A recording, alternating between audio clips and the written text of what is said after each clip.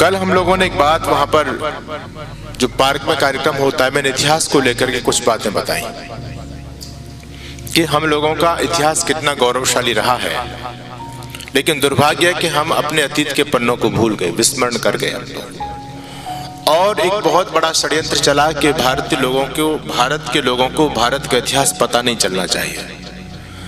अगर भारत के लोगों को भारत का वास्तविक इतिहास पता चल गया तो फिर ये हमारे गुलाम नहीं रह सकते, हम जैसा चाहें इनको वैसा नहीं चला सकते।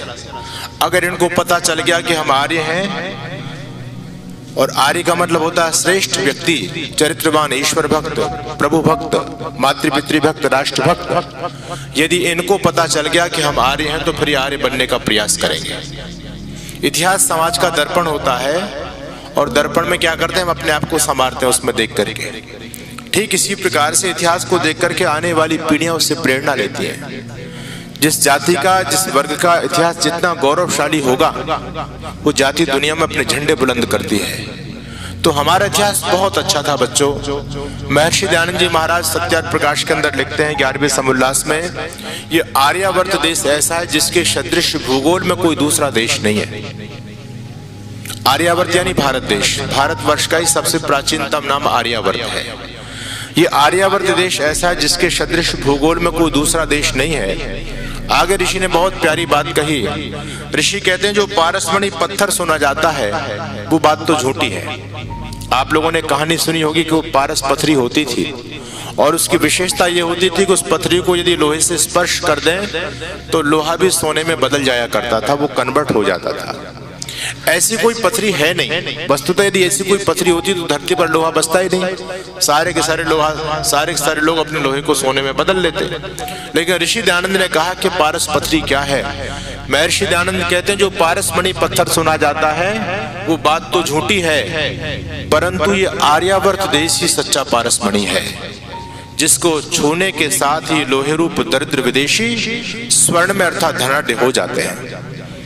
आप लोगों को पता होना चाहिए बच्चों, इस देश को लोग सोने की चिड़िया कहते थे, इस देश को लोग विश्व गुरु कहते थे। सोने की चिड़िया का मतलब क्या है? इस देश का नाम नहीं था बल्कि कोड वर्ड था। जब लुटेरे अपने देश में जाते थे और यहाँ से माल लेकर के जाते थे तो उन्होंने एक देश का नाम रखा था, गुप्त रूप में इसको कहते थे सोने की चिड़िया, जिससे दूसरे लुटेरे को पता ना चल जाए कि ये माल कहाँ से लेकर के आए हैं। उन्होंने आपस के बोलचाल के लिए सोने की चिड़िया इस देश का नाम रखा। आपको जानकारी होनी चाहिए, हम जब देश के इतिहास को पढ़ते हैं तो एक इतिहासकार हुए गणपत राय अग्रवाल, उन्होंने भारतवर्ष का इतिहास लिखा है। गणपत राय अग्रवाल ने लिखा उस पुस्तक के अंदर कि जब पहला आक्रांता आपके देश को लूटने के लिए आया, बच्चों आपको नाम पता उसका नाम क्या था? जो पहला आक्रांता, मुगल आक्रांता मुसलमान इस देश को लूटने के लिए आया था, मोहम्मद बिन कासिम। 712 में आया था। वो पहला लुटेरा था जो भारत भूमि को लूटने के लिए आया था। इतिहासकार लिखते हैं कि जब उसने इस देश को लूटा तो कितनी संपदा इस देश से पहली बार वो लूट करके लेकर के गया। इतिहासकार ने लिखा है कि 17,200 मन तो सोना लेके गया। आप कल्पना कीजिए, सोना तोलों में नहीं था। आजकल तो एक तोले की कितनी कीमत है? लगभग 50,000 से ऊपर ही होगी, लेकिन तोलों में नहीं, वो क्विंटलों में नहीं, हजारों मनों में था। 17,200 मन सोना लेकर के गया, और उसने जब भारत देश के मंदिरों को लूटा और मूर्तियों को जब उसने बरामद किया तो आप लोग जानते हैं कि हर मंदिर में अनेक मूर्तियां रहती थीं, और वो कहते हैं कि सारी की सारी मूर्तियां सोने की थीं। उनमें लगभग 6,000 मूर्ति उसने बरामद की देश के मंदिरों से 6,000 मूर्तियां उसने लूटी। और जब एक मीडियम मूर्ति का वजन किया गया तो एक मूर्ति का वजन था 3 मन, यानी 3 मन का मतलब समझते हो 120 किलो। 120 किलो की 6,000 मूर्तियां थी, और 17,200 मन सोना उसने अलग से लूटा, खजानों से लूटा। और कहते हैं 40 बड़े बड़े डेग का मतलब बड़े बड़े पात्र होते हैं जिनको आप बड़े बड़े ड्रम जिनको बोलते हैं, ऐसे 40 बड़े बड़े डेग थे जो हीरा, मोती, माणिक आदि बहुमूल्य धातुओं से भरे हुए थे। इतनी अकूत संपदा पहला लुटेरा आपके देश से लेकर के गया। इसलिए हमारे देश को लोग सोने की चिड़िया कहते थे। कितनी संपदा हमारे पास में थी। लेकिन हमारे बच्चों को तो ये बताया गया कि भारत तो भिखमंगों का देश था, हमारे पास में कुछ नहीं था, हम बहुत दरिद्र थे, बहुत गरीब थे। ऐसा कुछ भी नहीं है। भारत दुनिया का सबसे समृद्धशाली देश था और आज भी है, इसमें कोई संदेह वाली बात नहीं है। दुनिया के पास वो चीजें नहीं है जो आज हमारे पास में है। आपको जानकारी होनी चाहिए, कोहिनूर जो आज इंग्लैंड के पास में है, वो हमारे महाराणा रणजीत सिंह जो पंजाब के राजा हुआ करते थे, उनका कोहिनूर था और उन विदेशियों ने ले जाकर के उसको भी काट दिया, उसको भी 2 भागों में बांट दिया। तो अकूत संपदा हमारे पास में थी। ये भारत गुरुओं की भूमि है, सिद्धों की भूमि है, संतों की भूमि है, ये वेदों की भूमि है। और हमारे एक एक ऋषि बड़े बड़े वैज्ञानिक हुआ करते थे। हमारे बच्चे स्कूलों में जब हम स्पीच के लिए जाते हैं तो बच्चे एक प्रश्न करते हैं कि स्वामी जी महाराज, आप देशभक्ति की बहुत बातें करते हो, आप कहते हो भारत गुरुओं की भूमि है, ये भारत ऋषि महर्षियों की भूमि है, क्या आप हमें बताएंगे कि हमारे भारत का कौन सा ऐसा ऋषि हुआ जिसने दुनिया को कोई विज्ञान का सिद्धांत दिया? मैं उन बच्चों से कहता हूं, बेटा आप लोगों को आज पता नहीं है, इसमें आप लोगों का दोष नहीं है, क्योंकि बहुत बड़ा षड्यंत्र किया गया जिसकी आप एजुकेशन सिस्टम को आज हमारे देश में आप पढ़ रहे हैं। जो एजुकेशन सिस्टम हमारे देश में चलता है, ये लॉर्ड मैकाले का एजुकेशन सिस्टम है। आप जानते हो लॉर्ड मैकाले ने इस एजुकेशन सिस्टम को क्यों आपके ऊपर थोपा?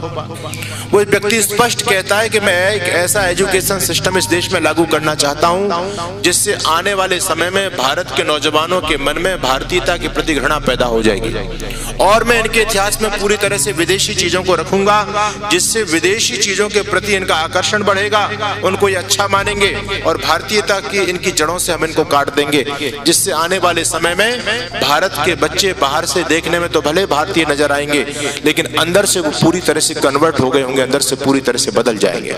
ये षड्यंत्र था, इसलिए हमारे इतिहास के पन्नों को हटा दिया गया और कोई भी विदेशी विधर्मी ये नहीं चाहता था कि किसी भी वैज्ञानिक को, किसी भी भारतीय वैज्ञानिक को किसी आविष्कार करने का श्रेय मिले, इसलिए उन लोगों ने जानबूझ करके इन बातों को छुपाया। मैं आप लोगों को एक बहुत विशेष बात बताना चाहता हूं। आपको जानकारी होनी चाहिए, भारत ऋषियों की भूमि है। वर्तमान समय में जिसको आप साइंटिस्ट बोलते हैं, प्राचीन काल में इनको ऋषि कहते थे। ऋषि कहते हैं रिसर्च करने वाले को, और आजकल रिसर्च करने वालों को साइंटिस्ट कहते हैं। प्राचीन समय में रिसर्च करने वाले को ऋषि कहते हैं। ये रिसर्च शब्द ऋषि से ही बना, अपना संस्कृत का शब्द है। तो ये गौरव हमको प्राप्त है कि भारत ऋषियों की भूमि है। यहाँ पर एक से बढ़कर के एक, भारत तो गुरुओं की भूमि है। बच्चों याद रखना, इस भारत देश ने दुनिया से कुछ लिया नहीं है बल्कि दुनिया को दिया ही दिया है। सब कुछ जो ज्ञान विज्ञान की परंपरा आज आप दुनिया में देखते हैं, सारी की सारी परंपरा आपके देश से फैली है। भले आज हमको पता नहीं है, हमको ये बातें ऊपर ऊपर की लगती हैं कि स्वामी जी पता नहीं क्या बात बता रहे हैं, लेकिन मैं आपके बीच में हकीकत बता रहा हूँ। आप लोग जब 15 अगस्त 26 जनवरी का पर्व आता है तो एक गीत लोग गाते हैं कि जब जीरो दिया मेरे भारत ने दुनिया को तब गिनती आई, तारों की भाषा भारत ने दुनिया को पहले सिखलाई। देता ना दशमलव भारत तो यूं चांद पे जाना मुश्किल था, धरती से चांद की दूरी का अंदाजा लगाना मुश्किल था। सभ्यता यहाँ पहले पाई, पहले जन्मी है जहाँ पे कला, अपना भारत वो भारत है जिसके पीछे संसार चला। हम दुनिया के गुरु हैं। शून्य की खोज किसने की? आप सोचिए, अगर हमारे आर्यभट्ट महान वैज्ञानिक ऋषि दुनिया को शून्य का आविष्कार नहीं देते तो क्या आप गणित में आगे बढ़ पाते? हमारे ऋषि महर्षि इतने बड़े विद्वान थे, उन्होंने यहाँ बैठ करके किसी कंप्यूटर की सहायता नहीं ली, बिना किसी कंप्यूटर की सहायता से सूर्य ग्रहण और चंद्र ग्रहण का पता लगा दिया, और पृथ्वी की परिधि का ज्ञान हमारे ऋषि महर्षियों ने दिया। और मैं आपको बताना चाहता हूँ, वर्तमान समय की बात करता हूँ, प्राचीन भारत की बात नहीं करता। वर्तमान समय में सबसे बड़ी जो विज्ञान का सबसे बड़ा महत्वपूर्ण आविष्कार माना जाता है वो वायुयान माना जाता है, एरोप्लेन माना जाता है। आप लोगों को पता है कि एरोप्लेन किसने बनाया? किसने बनाया? हाँ, बच्चे यही जानते हैं, इसमें आप लोगों का दोष नहीं है। हमको ये बताया गया कि राइट ब्रदर्स ने पहला विमान बनाया, लेकिन ये बिल्कुल सफेद झूठ है। राइट ब्रदर्स ने 1903 में बनाया था। राइट ब्रदर्स से ठीक 8 साल पहले भारत की भूमि में एक महान वैज्ञानिक पैदा हुए, महाराष्ट्रीय पंडित थे, और हम लोगों को गर्व है कि ऋषि दयानंद के परम शिष्य थे। नाम था उनका शिवकर बापूजी तलपदे। अब पढ़िए कभी देश के वास्तविक इतिहास को। शिवकर बापूजी तलपदे ऋषि दयानंद के परम शिष्य थे। ऋग्वेद आदि भाष्य भूमिका को पढ़ा, फिर वेदों की स्टडी की, फिर महर्षि भारद्वाज के बृहद विमान शास्त्र को पढ़ा, और शिवकर बापूजी तलपदे ने, आज हम कहते हैं ना, राइट ब्रदर्स ने विमान बनाया 1903 में। उससे ठीक 8 साल पहले यानी 1895 में बंबई की चौपाटी पर एक मानव रहित विमान बना करके उसका सफल परीक्षण दुनिया के सामने किया था। और इस घटना को देखने के लिए उस समय बंबई हाईकोर्ट के जज हुआ करते थे महादेव गोविंद रानाडे, और बड़ौदा के राजा होते थे सयाजीराव गायकवाड़ जैसी अनेक गणमान्य हस्तियां वहां पर मौजूद थीं। और शिवकर बापूजी तलपदे नीचे जमीन पर बैठे, और जमीन पर बैठे बैठे और जमीन से लगभग 1500 फीट ऊपर एक मानव रहित जिसका कंट्रोल शिवकर बापूजी के हाथ में था, और उन्होंने सफल विमान का परीक्षण किया। वो विमान खूब हवाओं की ऊंचाइयों तक पहुंचा और उसको बहुत अच्छी तरह से नीचे उतारा भी गया, उसको लैंड भी किया गया। ये गौरव भारत भूमि को प्राप्त है। विमान बनाने वाला कोई भारत था, कोई वैज्ञानिक था तो वो भारत का वैज्ञानिक था, वो हमारे ऋषि थे और ऋषि दयानंद के परम शिष्य थे। लेकिन अंग्रेज लोग नहीं चाहते थे, अंग्रेज लोग नहीं चाहते थे किसी आविष्कार का श्रेय किसी भारतीय वैज्ञानिक को मिले, इसलिए उन्होंने, एक बड़े धूर्त लोग थे अंग्रेज लोग, इन लोगों ने क्या किया, इन्होंने शिवकर बापूजी तलपदे संस्कृत के ब्राह्मण थे, अच्छे विद्वान थे, लेकिन अर्थ का अभाव उनके पास में था। बड़ौदा के राजा ने कहा कि हम आपकी मदद करेंगे, आप इस विज्ञान की परंपरा को और आगे लेकर के जाएं। लेकिन अंग्रेज लोगों ने बड़ौदाधीश को एकदम दबा दिया कि आप इनकी मदद नहीं कर सकते। आखिर अंग्रेज लोग बड़े कुटिल थे। एक ऑस्ट्रेलिया की कंपनी जिसका नाम था रिले ब्रदर्स, वो कंपनी के मालिक, इंग्लैंड के कंपनी के मालिक इस देश में आते हैं, और शिवकर बापूजी तलपदे से जो उन्होंने विमान का संरचना की थी, उस विमान की पूरी डिजाइन उनसे लेते हैं, पूरा खाका विमान का लेते हैं, और कहते हैं बापूजी हम आपकी मदद करेंगे, आप अपने डिजाइन हमको दीजिए। बापूजी ने आराम से उनको अपनी डिजाइन दे दी, पूरा नक्शा विमान का दिया कि कैसे कैसे बनाया, पूरी रिपोर्ट उनको दे दी। उस रिपोर्ट को लेकर के वो लोग चले गए। यही रिपोर्ट अमेरिका के अंदर पहुंची, और इसी रिपोर्ट के आधार पर जो रिले ब्रदर्स कंपनी के लोग जो पूरा की पूरा फॉर्मूला शिवकर बापूजी तलपदे से लेकर के गए थे, इसी फॉर्मूलों के आधार पर 1903 में राइट ब्रदर्स ने विमान बनाया, जो आज इतिहास में लिखा गया है। लेकिन हमारे शिवकर बापूजी तलपदे के नाम को लोग भूल गए। हैरानी की बात है, आपको आश्चर्य होना चाहिए। जो ऐसी मूवी जैसे धारावाहिक बने इस धरती पर, जो हमारी सनातन संस्कृति को बढ़ावा देने वाले थे, उनको जानबूझ करके फ्लॉप किया गया।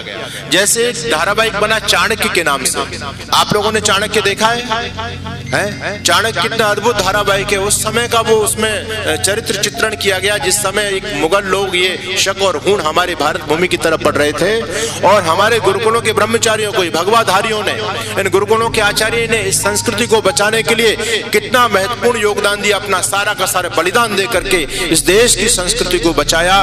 तो जब वहां पर अपने गुरुकुलीय परंपरा का दिग्दर्शन किया गया, तो यहाँ पर ऐसे नालायक लोग, उनके अंग्रेज लोगों के हाथ की कठपुतलियां सरकारें पहले यहाँ पर थी, उन्होंने पाबंदी लगा दी। और हमारे प्रकाश द्विवेदी जी ने जो चाणक्य सीरियल बनाया, वो चाणक्य सीरियल पूरा नहीं बन पाया, बीच में उसको रोक दिया गया। जो धारावाहिक आपकी संस्कृति को बढ़ाने वाले थे, ऐसे धारावाहिकों को जानबूझ करके फ्लॉप किया जाता है सरकारों के द्वारा। एक मूवी बनी, हमारे बेटियों को बहुत सारे मूवियों का नाम पता होगा, लेकिन उस मूवी का शायद नाम पता नहीं हो। उस मूवी का नाम था हवाई जादा। हवाई जादा मूवी बनी, उस मूवी को बनने से पहले फ्लॉप किया गया, क्योंकि उस मूवी के अंदर शिवकर बापूजी तलपदे को दिखाया गया कि धरती का पहला हवाई जादा जिसने हवा में बात की थी, जिसने वायुयान बनाया था, वो भारत के महान वैज्ञानिक शिवकर बापूजी तलपदे थे। इस मूवी को भी पूरी तरह से फ्लॉप कर दिया। तो एक षड्यंत्र पूरी धरती पर चल रहा है कि भारत की संस्कृति को नष्ट करना है, भारत के इतिहास को नष्ट करना है। और भारत के ऋषि महर्षि जो विद्वान लोग हुए, उन लोगों ने जो भी सर्च किया, दुनिया को जो भी सिद्धांत दिए, उन सारे के सारे सिद्धांतों पर विदेशी लोगों ने अपना ठप्पा ठोक दिया, अपनी मोहर लगा दी और कहने लगे ये आविष्कार हमने दिया। बच्चों, आपको जानकारी होनी चाहिए, धरती का सबसे पहला सर्जन कहाँ का था, कौन था, उसका नाम आपको पता है? दो प्रकार के डॉक्टर होते हैं, एक फिजिशियन होता है और एक सर्जन होता है। फिजिशियन वो होता है, आपको बुखार आ जाए, आपके पेट में दर्द हो जाए, जो गोली दवाई दे करके ये जो चिकित्सा करते हैं उनको फिजिशियन बोलते हैं। और सर्जन उसको कहते हैं जो शल्य चिकित्सा, जो ऑपरेशन करते हैं। धरती का दुनिया इस बात को मानती है, लेकिन दुर्भाग्य की बात है कि भारत के बच्चे इस बात को नहीं जानते। ऑस्ट्रेलिया के कॉलेज के अंदर, मेडिकल कॉलेज के अंदर एक मूर्ति लगी और उस मूर्ति के नीचे लिखा गया था द फादर ऑफ सर्जरी। जानते हो उस मूर्ति के नीचे द फादर ऑफ सर्जरी के बाद में नाम क्या था? गर्व होना चाहिए, वो भारत का ऋषि था, वो भारत का विद्वान था, जो सबसे पहले जिसने दुनिया में सर्जरी की चिकित्सा को प्रसारित किया, जिसका अनुसंधान किया, उस ऋषि का नाम था महर्षि सुश्रुत।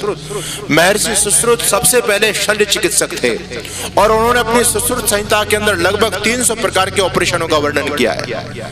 आज हमारे जो लोग जिनके पास में पैसा है और भगवान ने अकल शकल जिनको ठीक नहीं दी,